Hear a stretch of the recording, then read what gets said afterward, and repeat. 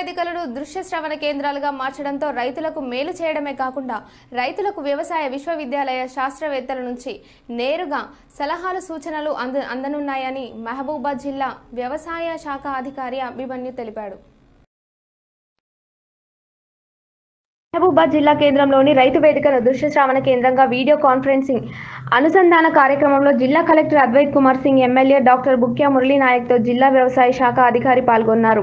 ఈ సందర్భంగా వ్యవసాయ అధికారి మాట్లాడుతూ వ్యవసాయాన్ని శాస్త్రీయంగా అభివృద్ధి చేయాలనే లక్ష్యంతో రాష్ట్ర వ్యాప్తంగా 110 రైతు వేదికలను మరింత పటిష్టం చేసే దిశగా రాష్ట్ర ప్రభుత్వం దృశ్య శ్రవణ కేంద్రాలుగా మార్చడం జరిగిందని, వ్యవసాయ విస్తరణాధికారులు రైతు వేదికల్లో ప్రతి మంగళవారం, శుక్రవారాల్లో వ్యవసాయ నిపుణులు రైతులతో ముఖాముఖి నిర్వహించడమే కాకుండా సందేహాలను నివృత్తి చేస్తూ వివిధ పంటల సాగు విషయంలో దిగుబడి పెరిగేలా సూచనలు, సలహాలు ఇస్తారని, నూతన సాంకేతికతపై రైతులకు అవగాహన కల్పించే సాగును లాభసాటి చేయడం, రైతు సమస్య పరిష్కరించుకోవడం కోసం కొత్త వ్యూహాలను రూపొందించడం జరుగుతోందన్నారు.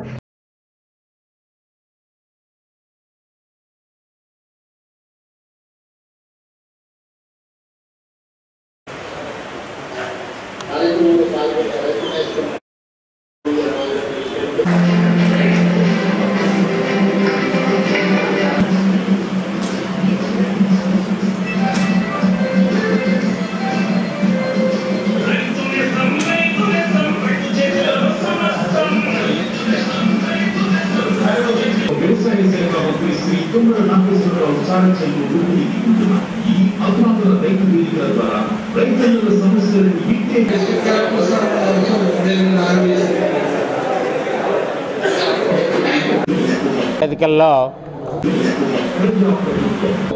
జిల్లా వ్యవసాయాధికారి మహబూబాబాద్ జిల్లా మరి ఈరోజు రాష్ట్ర వ్యాప్తంగా రైతు వేదికలందు 110 రైతు వేదికల్లో వ్యవసాయాన్ని శాస్త్రీయంగా అభివృద్ధి పరచాలని చెప్పి రైతుల కోసం మరి రైతు వేదికలు ప్రభుత్వం నిర్మించింది కనుక మరి రైతు వేదికల్లో వీడియో కాన్ఫరెన్స్ సిస్టమ్ ఏర్పాటు చేసి రాష్ట్ర వ్యాప్తంగా ప్రతి మంగళవారం మరి శుక్రవారం కూడా రైతుల కోసం శిక్షణ కార్యక్రమాలు రైతు వేదికలు నిర్వహిస్తూ ఉంటాము. మరి అటువంటి సందర్భంలో మరి రైతులకు పూర్తిగా అవగాహన కల్పించడం కోసం మరి శాస్త్రవేత్తలతోటి తెగులు కానీ, పురుగులు కానీ, ఎరువుల యాజమాన్యం కానీ శాస్త్రవేత్తలతోటి చెప్పించడం జరుగుతుంది. అంతేకాకుండా రైతు తన యొక్క పొలం నుండి కూడా వెబ్ నీరు ద్వారా మరి శాస్త్రవేత్తలతోటి మాట్లాడవచ్చు.